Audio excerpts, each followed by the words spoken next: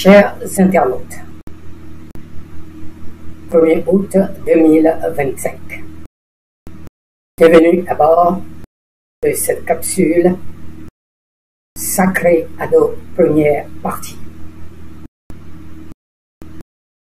Suite à l'annonce de sa candidature pour son 4e mandat consécutif en violation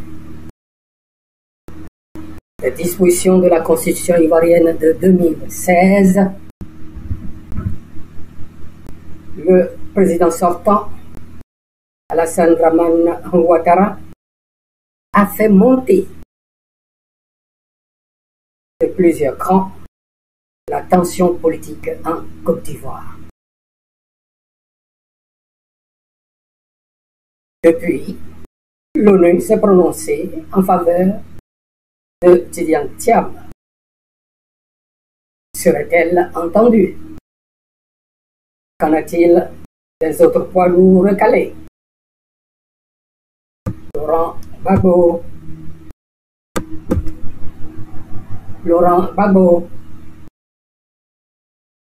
en haut à gauche sur l'écran, Ouattara à droite, Guillaume Soro, Tidiane Thiam et Ly Soro.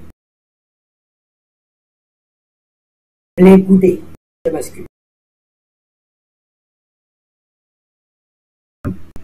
Chers internautes, en attendant d'en savoir plus sur ces situations très préoccupantes, je me suis posé de simples questions.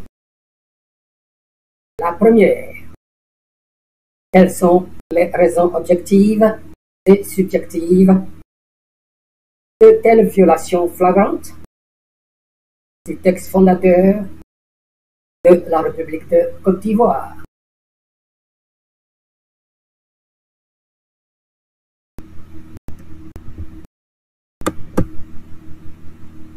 Eh bien, voyons la première question. La deuxième, bien sûr. Que dire de ces commanditaires ou facilitateurs? Mais examinons la première. Les raisons objectives.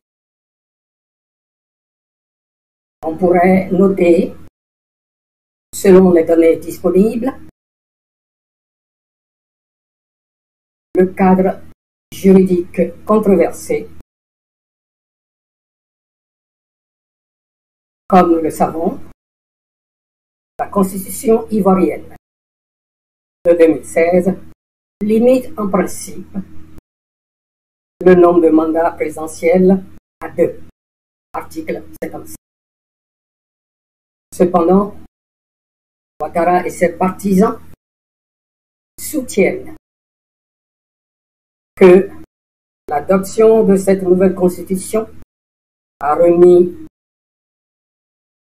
le compteur des mandats à 0, rendant cette candidature de 2020 3e mandat et 2025 4e mandat légal. Cette interprétation,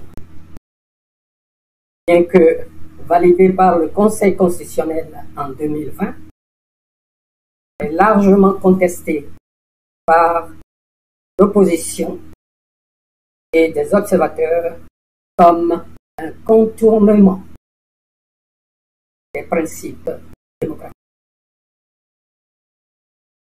Et cette controverse domine jusqu'à ce jour. Ensuite, la stabilité économique et politique. Ouattara met en avant son bilan économique avec une croissance moyenne de 7% par an, une amélioration des infrastructures et une relative stabilité politique depuis 2011, après la crise post-électorale. Ces acquis sont présentés comme une justification objective pour prolonger son leadership dans un contexte où la Côte d'Ivoire est perçue comme un pôle de stabilité en Afrique de l'Ouest. Ensuite, on peut le penser, l'absence d'opposition forte du fait de leur fragmentation et de leur mise hors d'état de nuire. Les principaux leaders d'opposition, comme vous les avez vus précédemment, ont été exclus des élections par des décisions judiciaires controversées, affaiblissant ainsi la concurrence. Cette situation objective facilite la candidature de Ouattara, qui apparaît comme le favori incontesté. Ensuite, sur le soutien institutionnel, dans la mesure où les institutions sont phagocytées, instrumentalisées. Le Rassemblement des oufouettistes pour la démocratie et la paix, RHDP, le parti au pouvoir, dispose d'un contrôle important sur les institutions, y compris la Commission électorale indépendante, en abrégé CEI, et le Conseil constitutionnel nommé par lui, ce qui permet de légitimer ses candidatures et invalider les autres. Chers internautes, abordons à présent les raisons subjectives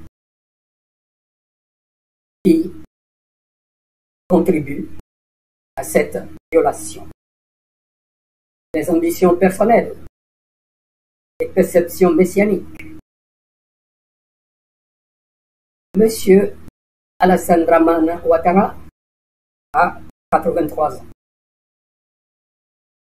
Il semble convaincu qu'il est indispensable pour maintenir la stabilité et poursuivre le développement du pays. Cette perception, renforcée par son entourage, reflète une volonté de conserver le pouvoir, comme il l'a exprimé en déclarant ce qui suit. Je cite: la stabilité et la paix passent avant tout, y compris, mais, je répète, mes principes. Fin de citation. Heureusement ou malheureusement, ceci se produit trop souvent, non? Ensuite, la pression exercée par ses partisans. Des initiatives comme l'Union des leaders pour la candidature d'Ado en 2025, en abrégé ULC-ADO, qui a lancé une pétition de signature.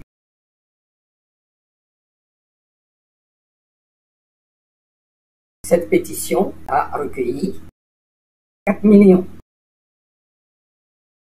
montre un soutien fervent de certains segments de la population et du parti, alimentant l'idée qu'il est le candidat naturel. Ensuite, une crainte supposée de l'instabilité post-Ouattara. Subjectivement, Ouattara et son entourage peuvent craindre un transfert de pouvoir, même à un dauphin comme Adama Togo ou son petit frère aîné Raïma, ne déclenche des tensions internes au RHDP ou une instabilité politique compte tenu des rivalités historiques et ethniques en Côte d'Ivoire. Enfin, la défiance envers l'alternance. Ouattara pourrait estimer que l'opposition, marquée par des divisions et des figures controversées, n'est pas prête à gouverner sans risquer de compromettre les acquis de son régime. Cette méfiance subjective envers une alternance démocratique renforce sa décision de se maintenir contre vents et marées. Chers auditeurs, ces raisons objectives et subjectives s'inscrivent dans une stratégie classique en Afrique, francophone surtout, où les dirigeants prolongent leur pouvoir en s'appuyant sur des réformes constitutionnelles, des fraudes et aussi des bilans économiques et savamment oblitérant les immenses dettes, fraudes de leur mauvaise gouvernance. Et bien sûr, tout en marginalisant l'opposition, en les corrompant, pour certains d'entre eux. Cependant, cette approche fragilise la démocratie, alimente les tensions ethniques et régionales et risque de ternir, l'héritage de Ouattara, initialement perçu comme un réformateur. Objectivement et subjectivement, c'est donné une considération et les intentions ou préparations dans les deux camps n'augurent rien de bon.